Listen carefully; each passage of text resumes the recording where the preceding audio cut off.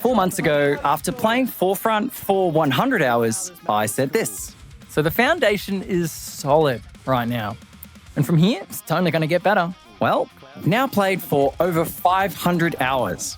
I've reached the max level, I've unlocked everything, built a clan, and spent an unhealthy amount of time terrorizing inventory from the sky. Since that first video, Forefront has officially launched into 1.0 and added new maps, weapons, gadgets, perks, graphical improvements, team balancing, body dragging, and enough changes to reshape huge parts of the game. But more content doesn't automatically mean a better game. So after 500 hours, I've seen Forefront at its absolute best, watched it struggle at times, and learned exactly where its limits are. So, was I right? Did that solid foundation actually become something better? Or have I just spent another 400 hours ignoring the cracks because I really like helicopters? Let's find out.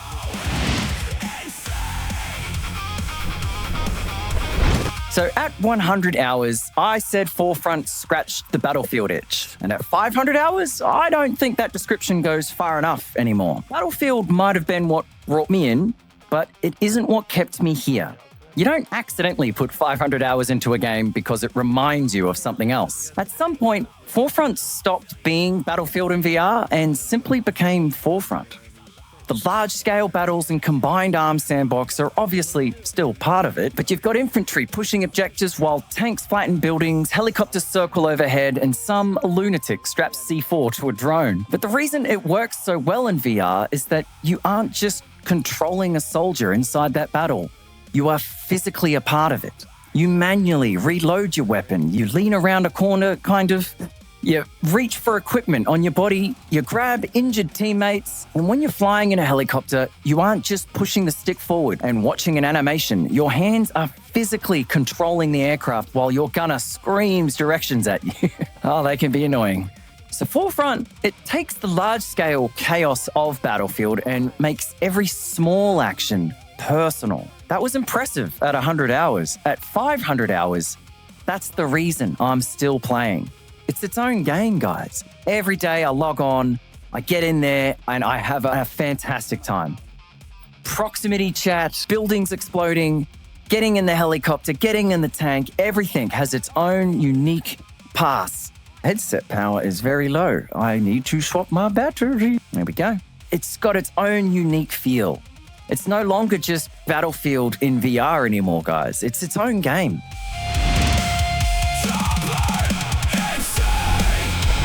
So, the biggest change since my original review was the full 1.0 release. That was huge. Clearwater was added as a full conquest map. Dope map, one of my favorites.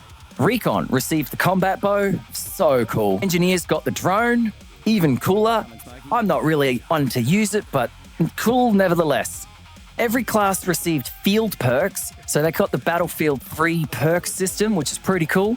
And training grounds finally gave players somewhere to practice with weapons and vehicles, especially helicopters, guys. Just know there are helicopters in the training grounds. Please practice them. PC VR received dynamic lighting. Weapon handling was also improved. I know Julian spent a lot of time working out the recoil, and they are still tweaking it, guys. The attachment progression became cross-class, and helicopters received those physical controls that I just love so much. Now, that update didn't just add more things to use, it gave the existing game more depth. The recoil changes to me were particularly important. The weapons already felt distinct, but now controlling them feels more deliberate. So the Scar, it still hits hard and kicks like a bastard, but something like the Auger is far easier to control over sustained fire. But you still have to do the sustained drag down because it's now going to keep shooting up, so you've got to counter it, which means there's a higher skill ceiling now with all weapons of AR and SMG. Overall, the gunplay feels great. There are still moments where you shoot someone and you see blood and somehow deal no damage. The developers specifically are trying to address that issue, but I can confirm the blood of invincible men still occasionally flows, so the networking still needs some polishing. But compared with 4 months ago, hit registration has improved significantly. Those frustrating moments are now exceptions inside an otherwise excellent shooting system. And then there's this thing. I suck at it still, but it is awesome. Honestly, it's slower, less forgiving, and objectively less practical than simply shooting someone with a gun, which is exactly why killing someone with it feels so good. 169 meters, yeah, man. But the most important addition for me was the physical helicopter controls. In my 100-hour review, I joked about waiting for my No Man's Sky skills to become useful whenever they eventually added the new control scheme. Well, they added it. And I was completely right about the skills I needed. I was so right. They did the 6-axis movement, and it was perfect. It was actually an improvement because initially when they released it, you just had to tilt the controller around mid-air, right? Now you have to tilt your arm around left and right. Physical controls transformed helicopters from powerful vehicles into something you can actually master. So instead of flying with the thumbsticks, one hand controls the collective, while the other controls the pitch, yaw, and roll. Now, it's difficult, it's physical, and initially a difficult beast to tame. But once it clicks, there's no going back. You can fly high and wild, bank around buildings, hold attack angles for your gunner, and move with a level of precision that just wasn't previously possible because now you can control the collective. So you stop feeling like someone operating a helicopter in a video game, and you start feeling like a pilot. So the skill ceiling is now enormous. I've spent plenty of hours flying, and yet I'm still improving. That sense of mastery has become one of Forefront's greatest strengths. The game is easy enough for someone to put on a headset, grab a gun, and contribute, but it's now deep enough that 500 hours later, I'm still learning. That's awesome, guys. That's why I love this game. So the sandbox grew as well. So the rest of the sandbox has expanded considerably too. We've had Fjord in both Rush and Conquest. We then had Oasis as a Rush map, some map variants here and there, and now a completely new map. Now, that Mojave map is awesome. Big building in the middle, B and C. That feels like a Call of Duty map in there. Huge 10-story hangar with just so much height and verticality. You're in a train station. It's so cool, guys. Such a cool new map. It's only got one little bird either side with lots of tanks. Everything is destructible. It just feels awesome. Such a really well-designed map, and it's kind of small. And because it's got even targets, you end up getting in these stalemates where you have A and D, and then they have B and C. And so the matches just last for ages. Well done to Triangle Factory. They did a fantastic job designing that one. Now, also, medics, they received the stim gun, which heals and most importantly, boosts speed, giving players extra movement and some overhealth if you're at full health already. If you're just playing by yourself, you got no mates, you've just jumped into a random game, you've now got this stim that you can shoot yourself, give yourself basically a sprint for 5 seconds. They didn't overdo it. They didn't give everyone crazy speed, so you'd have these zoomy zooms. Engineers, they can now scout with drones, zap enemies, and naturally you can attach C4 to them because humanity cannot be trusted. So field perks, they've added another layer to every class, which is great. Recon can execute down enemies, so if you shoot him in the head, bang, he can't revive, which is awesome. But engineers also have great opportunities to make vehicle players regret leaving their spawn. Medics, with the medic perks, you now have a speed boost with charging up the paddles. Combine that with the stim, you're running around like a madman. Body dragging is a massive addition. Not as useful as one would like. Everyone wanted it. Now that we've got it, you hardly see it. It's kind of one of those things where Timmy has just run out into the complete open, started shooting his gun like a madman and is now dead. You as a medic have a choice. And do you go and res Timmy instantly and just hopefully he gets out of there? Or do you also run out into the open, try and drag Timmy to safety, bang, you get shot? It's one of those things where there's very rarely someone dying next to you where you can actually drag them to safety and then revive them. Cool mechanic, don't get me wrong. Absolutely cool mechanic. Love the devs for adding it in. It's led to very comedic moments, I'll say. I'll put it like that. We'll leave it there. Part of the usefulness of body dragging is that you can now pick up an enemy and throw them away, which you can do a 360 and throw. It's hilarious, honestly. It leads to a lot of comedy, but it can be quite tactical. It sounds like a small mechanic, but it fits Forefront perfectly. It can create more teamwork, more physical interaction, awesome, and inevitably, more comedy.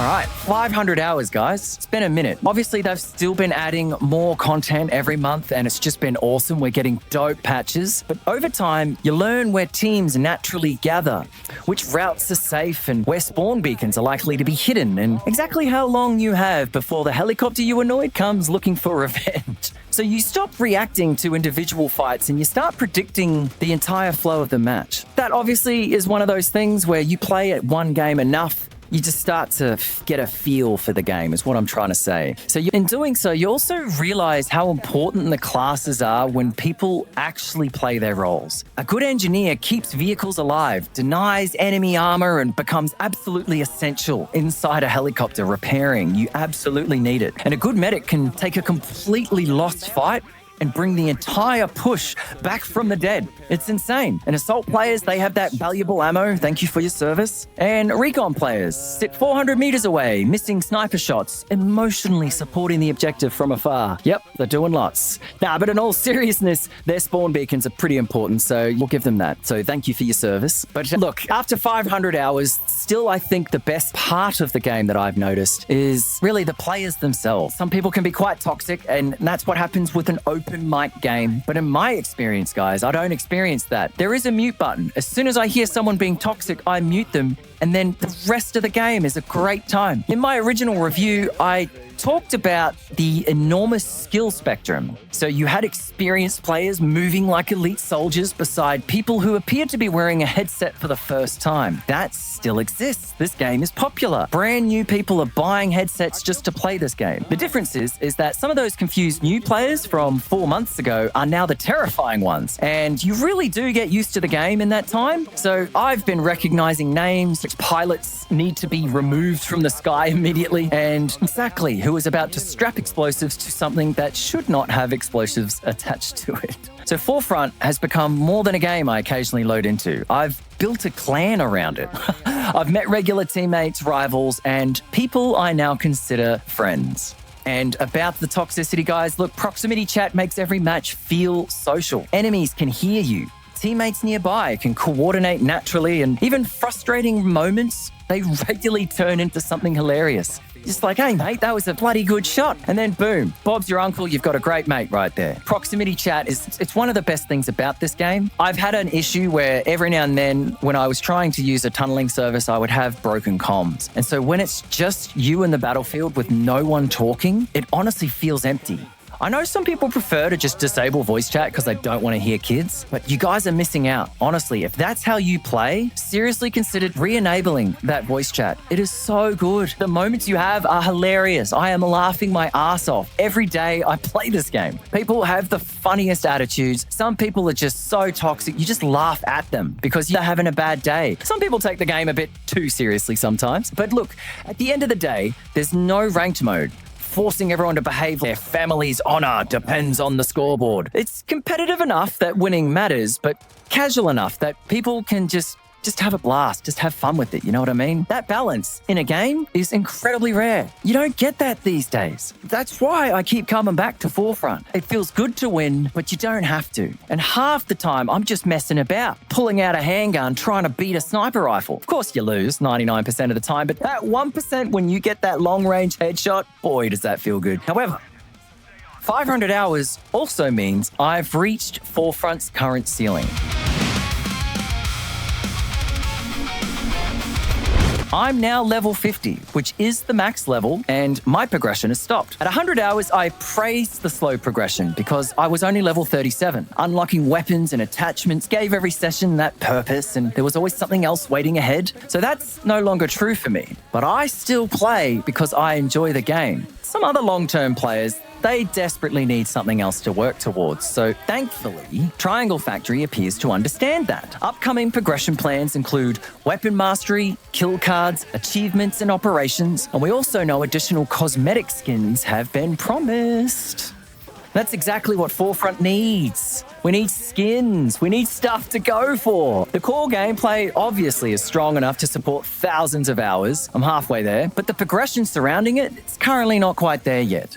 Weapon mastery and meaningful cosmetics would give veteran players a reason to experiment, set new goals, and just show off what they've accomplished. I want a cool gun skin to be like, this is my gun. And I love this gun, like a golden auger. Oh, I can't wait for that. I can't wait. But we've all seen the golden deagle, right? Imagine a golden auger. How cool would that be? Anyway, getting sidetracked. I don't need every game to become a second job. I talked about this in my other video there. Yep, you can go and have a look at it up here. I talked about it in my other video. Click on that if you want to hear me rant about what I want the devs to add. But I would like the number to continue going up. It makes my brain happy. What a battle!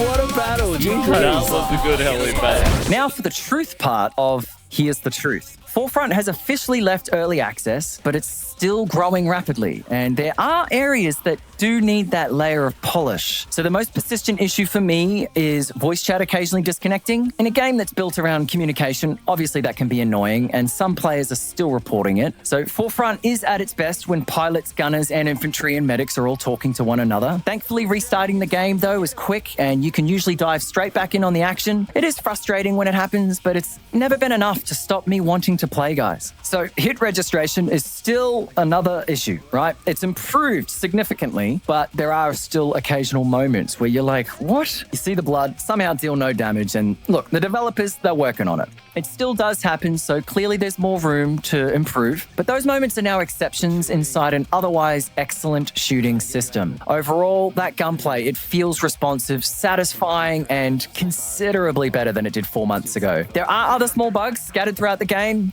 but most of them are just minor inconveniences. They're rarely serious enough to ruin a session, and getting back into a match is extremely easy. Now, I also understand, though, why that final layer of polish isn't necessarily their priority yet. Forefront's still receiving major mechanics, maps, weapons, vehicles, and progression systems. So it makes sense to complete the larger pieces before spending all that time polishing systems that are probably going to change in the future. So that's why I describe Forefront as a 10 out of 10 game that currently has a 9 out of 10 feel. The actual experience is phenomenal, exceptional. It just feels amazing. It just needs that final layer of polish to feel as complete as the game itself deserves to feel. I'm one-handed in this Mac 10.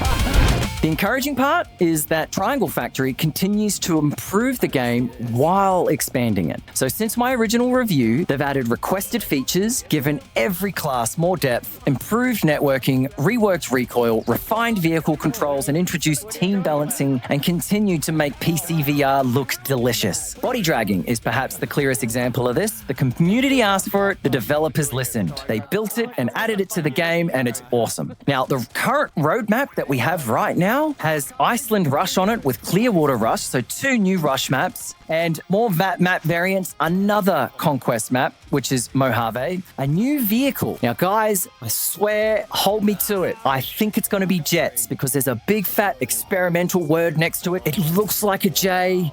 It could be jets. And imagine they took away the helicopters and just replaced it with jets, having dogfights while there was no helicopters. That'd be so cool. I think it'll be jets. But anyway, experimental new vehicle coming. We've got the revolver been added. Gun mastery with kill cards, achievements, and operations. Kill cards where we get to customize our little thing. I hope that's going to be cool. Things can change and roadmaps are never guarantees. But look, the direction is clear. They're still putting the major pieces into place. More variety, deeper progression, and stronger long-term goals. And that's exactly what Forefront needs right now. Once those systems are established, then that final polish can follow. And considering how far Forefront has already come in just 4 months, I'm extremely optimistic about where it's heading. So let's give you the final verdict. If you're still sitting on the fence about Forefront, I hope this video convinces you to get it, because it has received the most love I have ever seen from a development team ever. These guys are dedicated. They had fortnightly patches, which added content every single time. Then once 1.0 came out, they slowed down their update cadence because obviously the development team needed a break. They were just balls to the wall. But now every month the game gets something cool, something new. This is the time to join Forefront. It has got so much in the game right now that you're going to be in there for at least 100 hours. At least. And that is money well spent, if you ask me. Let's respond to my original review 4 months ago.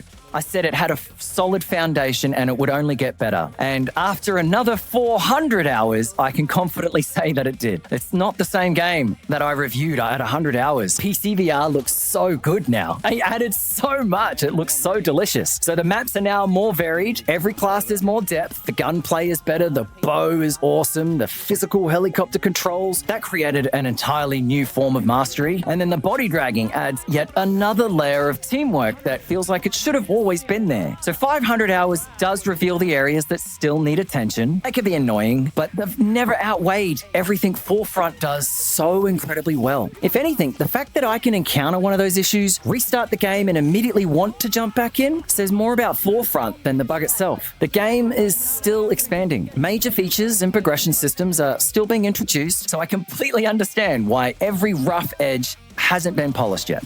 That polish will come, guys. What matters right now is that the game underneath it is already brilliant. It's fantastic. It's the best game on VR right now, and it's keeping thousands of players playing every day. There are always full servers. The Discord is popping, the Reddit is popping, and right now we are in that moment. Do you know when you think back to Battlefield 3 and you go, God, I loved Battlefield 3 in its heyday? We are in that right now in Forefront. That's it. We're in that moment right now. Now, I'm no longer playing Forefront because of its potential. I'm playing because right now what is there is pulling me back day after day, even after I've reached max level and run out of things to unlock. So the final verdict, guys, it's not flawless and it doesn't need to be for me to recommend it. It's a 10 out of 10 game that currently feels like a 9. And after 500 hours, I'm definitely not riding the hype. I genuinely love this game. So if you're looking for a game to sink your teeth into, Forefront might just be your new mainstay. Thanks for watching. My name's Max, but you can call me Cloud, and I hope to see you on the forefront of battle. Because it's not a battlefield, it's Forefront. All right, I'm gonna get it. 71 and 3 steal. That is an insane score. Well done.